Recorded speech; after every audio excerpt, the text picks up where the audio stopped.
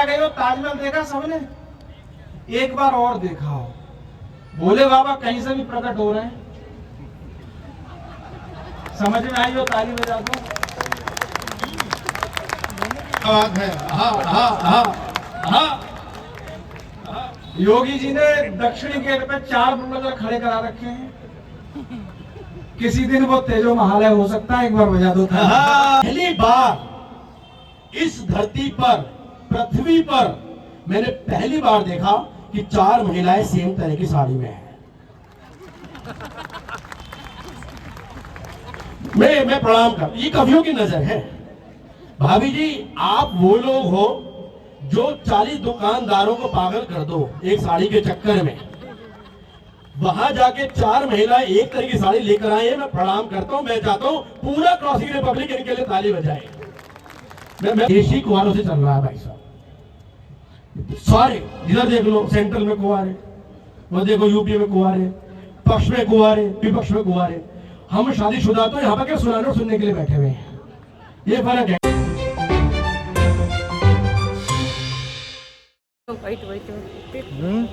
दोनों same same. कहाँ जा रहे हैं बच्चे? कहाँ जा रहे हैं बताओ? हम जा रहे हैं घूमने। कहाँ जा रहे हैं? घूमने। कुछ दिन में बोलने लगेगी।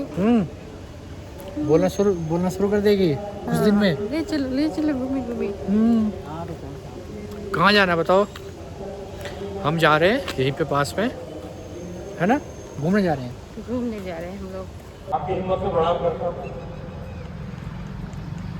क्रॉसिंग रिपब्लिक की ये बड़ी शानदार शाम, इसमें आज और आप हम मुखर हो रहे हैं।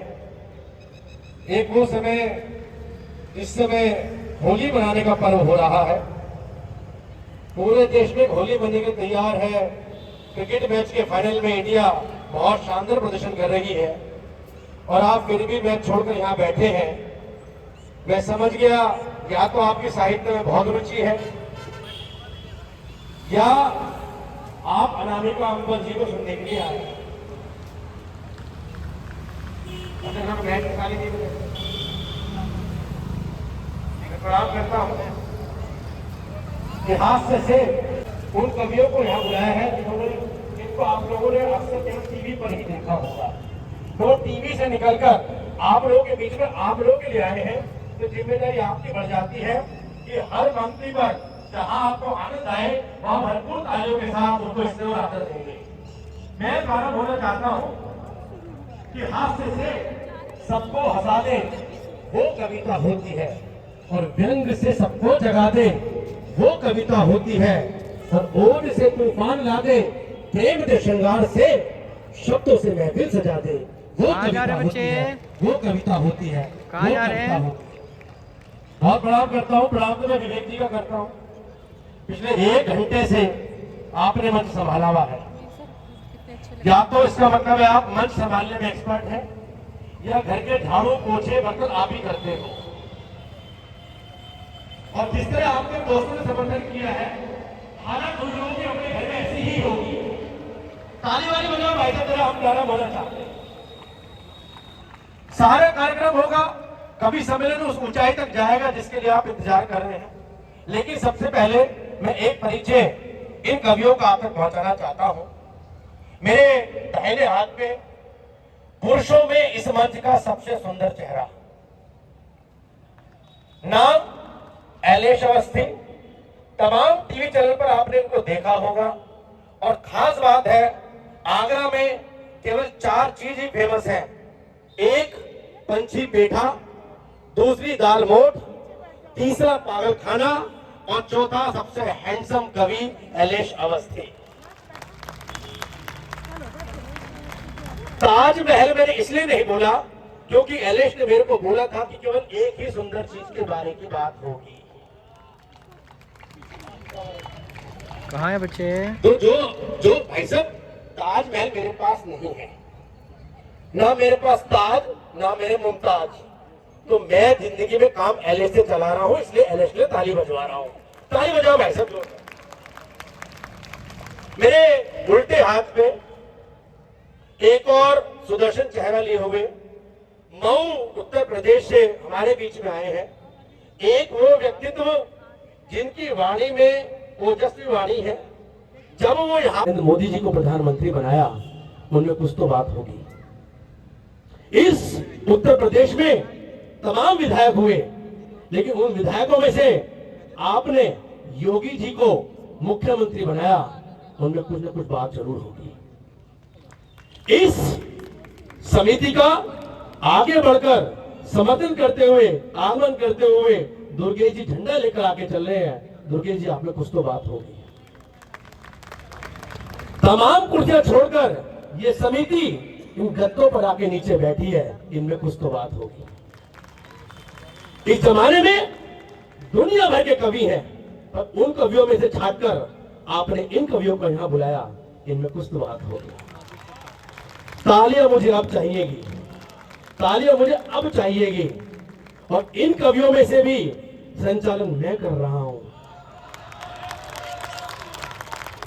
मुझे कुछ तो बात होगी।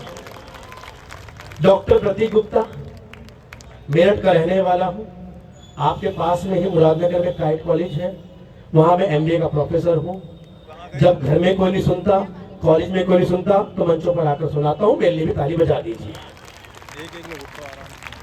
मैं प्रणाम करता हूं। वही सब आपकी जो ऊर्जा है, ये ऊर्जा बना के रखिएगा। आज आपको हम वो शाम देकर जाएंगे जो शाम हो सकता है पिछले 10 सालों में आप तक ना पहुंची हो। हम अपना प्रयास करेंगे, आप अपना प्रयास करेंगे। जैसे आप जानते हैं, किसी धरती पे देखो साज होली का, बजा है राम की धरती पे देखो साज होली का, सभी के दिल को रोशन कर गया अंदाज होली का, और भुलाकर दुश्मनी पंकज गले मिलना है दुश्मन से, यही पाकीजा मकसद है, यही है राज होली का। मंच पे हम लोगों के स्टार आदरणीय अनामिका भाभी जी बैठी हैं, उनको मैं जाए, उन क्रांतिकारियों के पास भी जाए, उन सैनिकों के पास भी जाए जो हमारे देश की रक्षा कर रहे हैं। जब भी कोई जिक्र करेगा वीरों के बलिदान का, सबसे ऊपर नाम मिलेगा अपने हिंदुस्तान का।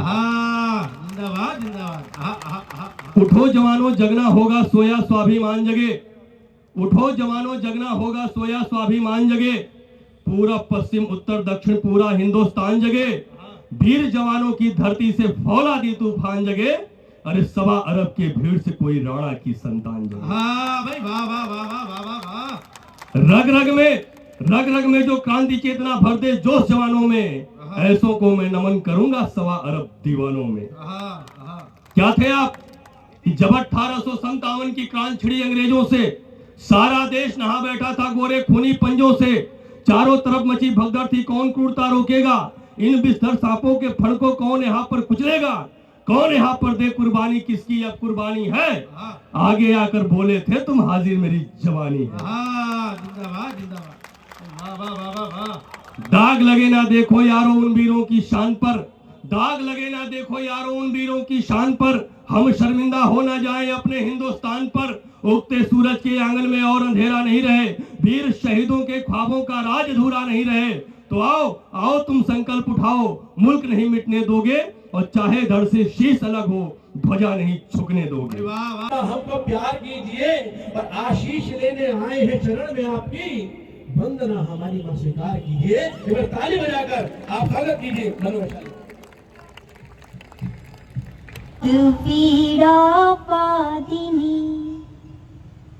मात वीड़ा बादिनी, इतना गई कर दो, मैं रहूं या ना रहूं मेरा देश अमर कर दो। वाह वाह वाह वाह वाह वाह।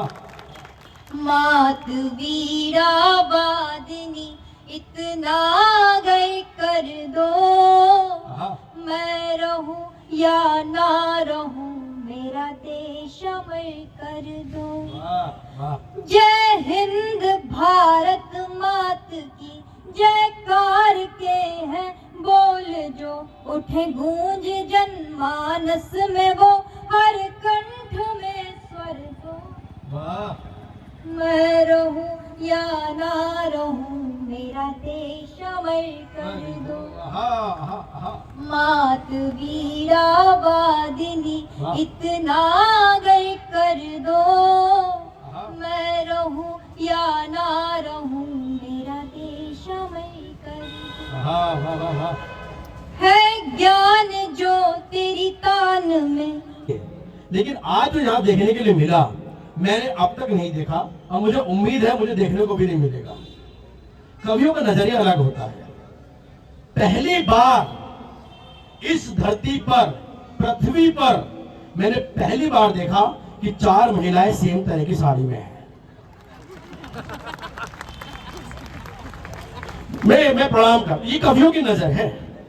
भाभी जी आप वो लोग हो जो 40 दुकानदारों को पागल कर दो एक साड़ी के चक्कर में।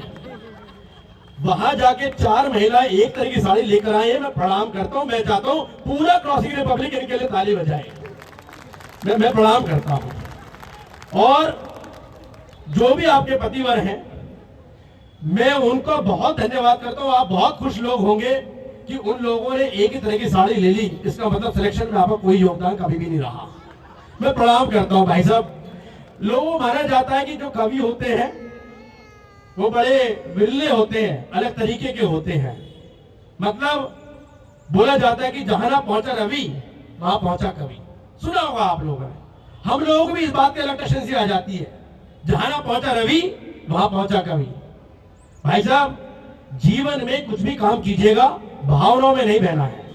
एक बार मुझे एक प्रोग्राम में जाना था, वहां पर बहुत लोगों ने बोला कि जहां ना पहुंचे रवि वहां पहुंचे कवि। मेरे कानों में पड़ा और मैं कानों में लेकर अपने घर की तरफ जा रहा था तो वहां पर कुछ बच्चे क्रिकेट खेल रहे थे। मैं बोलता हुआ जा रहा था कि जहां ना पहुंचा रवि वहां पहुंचा कवि। बच्चे क्रिकेट खेल रहे थे, खेलते खेलते उनकी बॉल नाली में चली गई और नाली में ऐसी जगह चली गई जहां से निकालना मुश्किल था। मैं तो जोश में था, मैं बोलता हुआ जा रहा था जहां ना पहुंचा रवि वहां पहुंचा कवि। लड़के ने सुन लिया, बोले अंकल जी यहाँ हो। बोले क्या बोल रहे हो आप?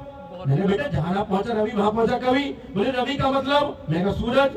मतलब जहां सूरज नहीं पहुंचा अंधेरा होगा? मैंने कहा हाँ। बोले जहां अंधेरा होगा वहां कभी पहुंच जाएगा? मैंने कहा पहुंच जाएगा। तो बोले अंकल जी नाली में चले जाओ। मैंने क्यों? बोले आपने कहा जहां ना पहुंचा रवि वहां पहुंचा कवि, तो मेरी बॉल ऐसी जगह पहुंची है जहां रवि नहीं पहुंच सकता। एक बार ताली वाली बजाओ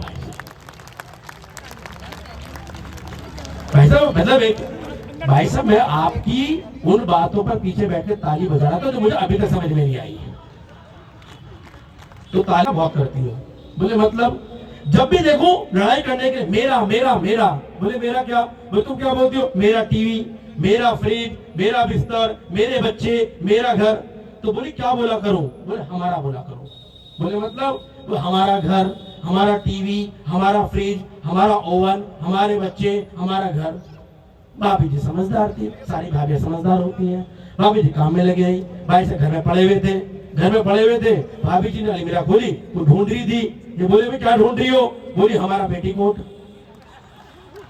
ताली वाली बजाओ भाई साहब जरा सा। भाई साहब बताओगे? सुनो जनरेटर मैं चला रहा हूँ, डीजल वहां भर रहे हो। भाई साहब मेहनत मैं कर रहा हूँ ना, फोटो हमारे वाली खींचो। मैं बता दूं भाई साहब बहुत अच्छे कवि हैं, लेकिन 2 फर्क मैं आपको बताना चाहता हूं। आप लोग सोसाइटी में रहते हैं, सोसाइटी में रहने में और गली मोहल्ले में रहने में क्या डिफरेंस है आप लोगों को नहीं पता होगा, मैं बताऊंगा। सोसाइटी में रहने का सबसे बड़ा फायदा क्या है? तरुण जी आपको पता है? नहीं पता होगा। दुर्गेश जी आपको पता है? बाकी समिति के लोग किसी को पता है?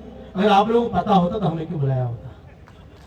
हम बताएंगे आपको। सोसाइटी में रहने का फायदा केवल एक दिन होता है, करवा चौथ वाले दिन। मैं समझाऊंगा।